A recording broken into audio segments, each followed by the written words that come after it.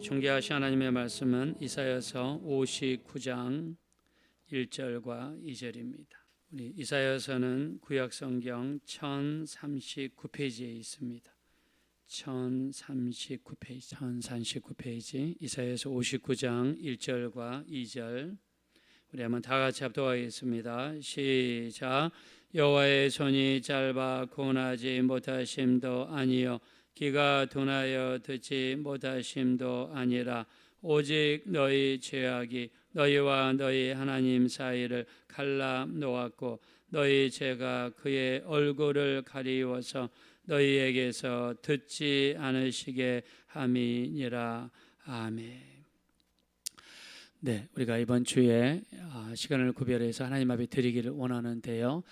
어떻게 하면 응답받는 한 해가 될 수 있을까? 응답받는 기도가 될 수 있을까? 그래서 우리가 그 어떤 말씀을 가지고 한번 나눴으면 좋겠습니다. 자, 이사야서 59장에서는 우리 기도가 응답받지 못하는 이유를 우리의 죄 때문이다라고 말씀했습니다. 자, 하나님께서 손이 짧아서 구원하지 못하신 것도 아니고 귀가 둔하여 듣지 못하신 것이 아니라 너희의 죄악이 하나님과 너희 사이를 갈라놓았고 너희의 죄악이 하나님의 얼굴을 가리워서 듣지 않으시게 합니다라고 말씀을 하십니다. 자, 이거 무슨 말씀입니까? 자, 우리 죄가 얼마나 무서운가? 우리 죄가 하나님과 우리 사이를 갈라놓는다. 또 우리 죄가 하나님의 얼굴을 가린다. 그래서 하나님은 도와주고 싶어도 도와줄 수가 없다. 그래서 우리에게 기도할 때 회개하는 것이 얼마나 중요한가 이렇게 말씀을 표현하고 있습니다. 우리가 이 죄와 기도에 대해서 성경은 굉장히 많은 부분을 이야기하죠. 우리가 이사야서 1장 15절에 보면 너희가 손을 펼 때에 내 눈을 가리울 것이며 너희가 오래 기도할지라도 내가 듣지 아니하리니 너희 손에 피가 가득함이라 그랬습니다. 여러분, 우리가 기도원에 가서 교회에 가서 아니면 부흥회에 가서 오랫동안 기도할지라도 하나님이 듣지 않겠다고 그랬어요. 왜요? 너희 손에 피가 가득함이라. 자, 손에 피가 가득한다는 것은 사람을 죽이고 흘린 피입니다. 즉 우리 손에 죄악이 가득함을 말씀합니다. 자, 죄를 가지고 있는 그 상태로 기도하면 하나님께서 듣지 않으시겠다고 강력하게 말씀하셨습니다. 아무리 오랫동안 앉아서 기도하면 뭐합니까? 하나님이 듣지 않으시는데 우리가 두 손을 들고 아무리 오랫동안 기도해도 뭐합니까? 우리 하나님께서 듣지 않으시겠다고 하시는데 왜 그렇습니까? 우리의 삶 속에 죄악이 가득하고 죄를 가지고 있는 그 상태에서는 하나님께서 듣지 않으시겠다 말씀하시죠.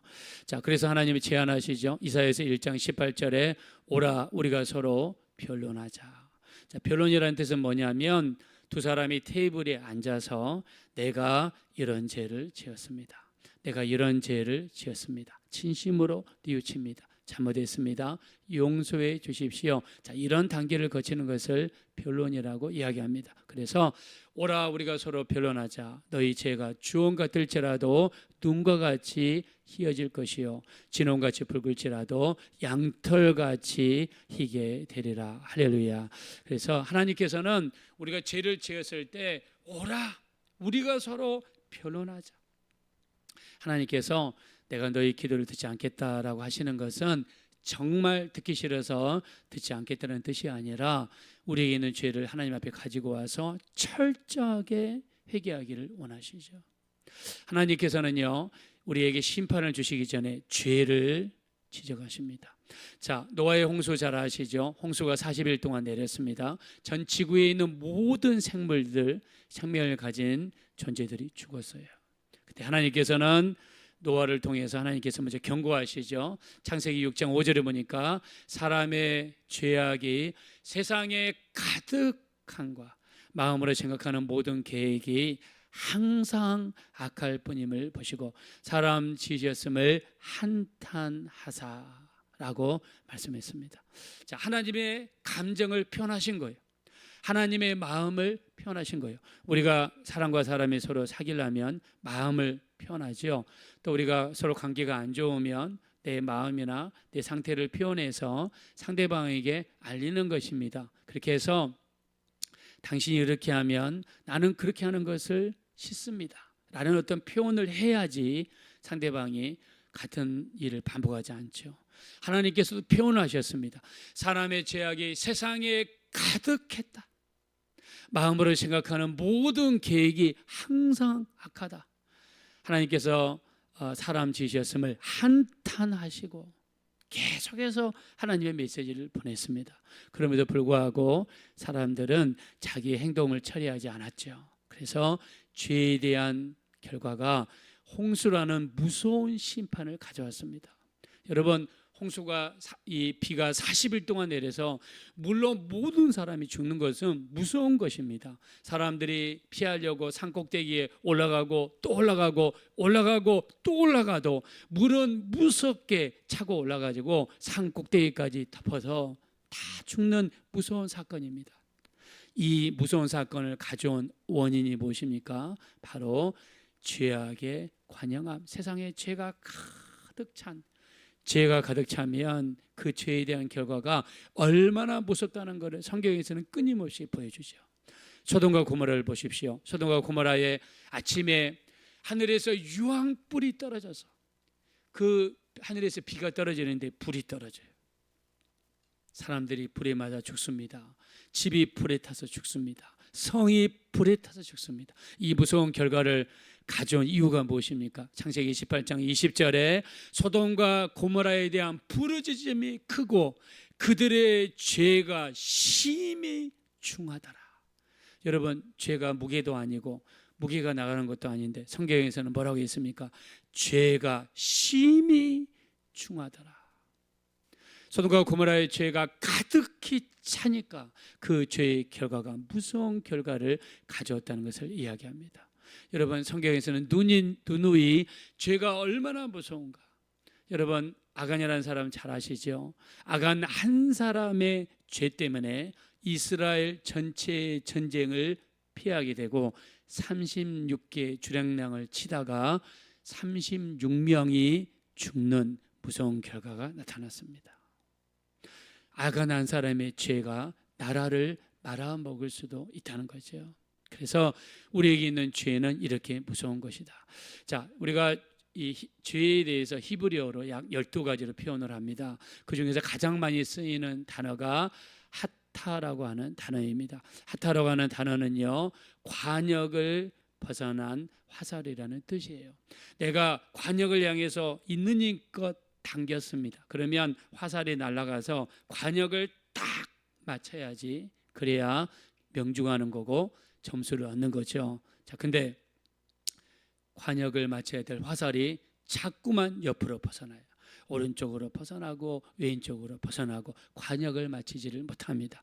관역을 벗어난 화살, 이거를 하타라고 이야기합니다. 이것이 바로 죄입니다. 무슨 말입니까? 하나님께서는 우리에게 말씀의 관역을 명중하도록 하나님이 요구하시는데 자꾸 딴 데를 쏴요. 말씀을 벗어나고 말씀을 비껴가고 말씀을 지키지 못하고 말씀 안에 거하지 못하고 자꾸 벗겨납니다. 이것을 성경에서는 죄다라고 표현했습니다. 우리가 이 모세오경, 창세기, 출애굽기, 레위기, 민수기, 신명기, 모세오경에는요 율법이 613가지가 나와 있어요. 613가지가 나와 있는데 이 613가지는 두 가지로 분류하면 딱 두 가지입니다. 하라, 그 다음에 하지 마라. 그래서 우리 죄는 무엇입니까? 하라고 한 것을 하지 않는 것이 죄고 하지 말라고 하는 것을 하는 것이 죄입니다. 그래서 613가지의 율법을 네 가지로 분류를 할 수 있습니다. 첫째는 도덕법, 두 번째는 제사법, 세 번째는 위생법, 네 번째는 국가사회법입니다. 자, 우리가 도덕법은 십계명을 포함한 것을 도덕법이라고 이야기하죠. 그리고 우리 제사법은요 짐승으로 피를 흘려서 죄사함 받는 것이 제사법이죠. 세 번째는 위생법, 우리가 굽도 갈라지고 대세김을 하는 짐승만 소라든가 양이라든가 염소, 토끼, 자, 이런 것들을 먹을 수가 있습니다. 이게 바로 위생법입니다. 네 번째는 국가사회법, 사람과 사람 사이에서 이루어지는 일들이죠. 자, 예수님께서 십자가에서 돌아가시고 십자가에서 피 흘리심으로 두 개의 법이 완성이 됐습니다. 즉 제사법과 국가법이 완성이 됐어요. 십계명을 포함한 도덕법은요, 예수님께서 마음의 죄까지 단죄하시면서 완성이 됐습니다. 사람이 육체로 간음하지 아니하였어도 마음으로 간음하면 간음했다라고 마음의 법까지 강화시키시면서 도덕법을 완성하셨습니다. 위생법, 우리가 음식과 관련된 법이죠. 우리가 사도행전 15장 29절에 보니까 우상의 제물과 피와 목매어 죽인 것과 음행을 삼갈지니라, 그리하면 너희가 잘 되리라 라고 말씀하심으로써 위생법이 완성이 되었습니다. 그래서 성경에는 그 많은 죄, 우리가 모세오경에 613가지의 구체적인 것을 지적하면서 이렇게 이야기한 것은 우리 삶 속에서 얼마나 죄가 무서운가, 죄에 대해서 지적했습니다. 하나님께서 가인에게 말씀하시죠. 네가 선을 행하면 어찌 낯을 들지 못하겠느냐. 창세기 4장 6절과 7절입니다. 네가 선을 행치 아니하면 죄가 문에 엎드려져 있느니라 라고 하시면서, 자, 죄를 짓기 전에 하나님께서 가인에게 강력하게 말씀하셨습니다.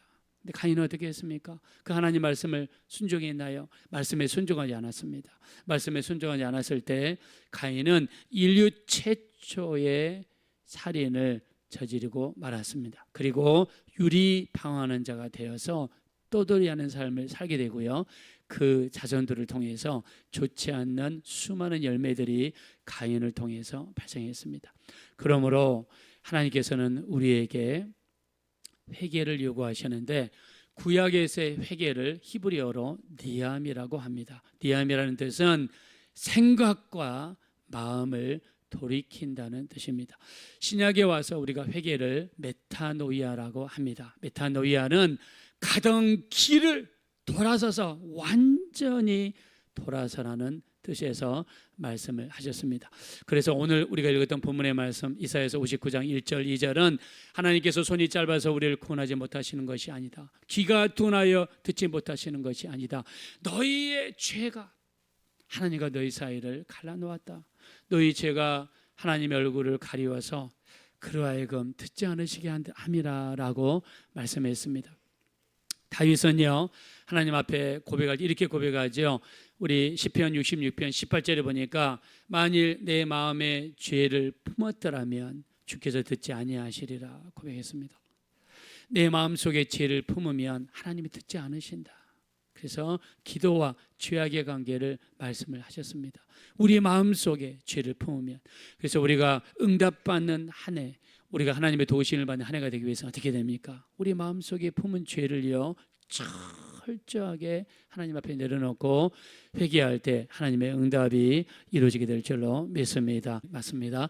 우리 잠언서 28장 13절에 보면 죄를 숨기는 자는 형통하지 못하나 죄를 자복하고 버리는 자는 불쌍히 여김을 받으리라 말씀했습니다.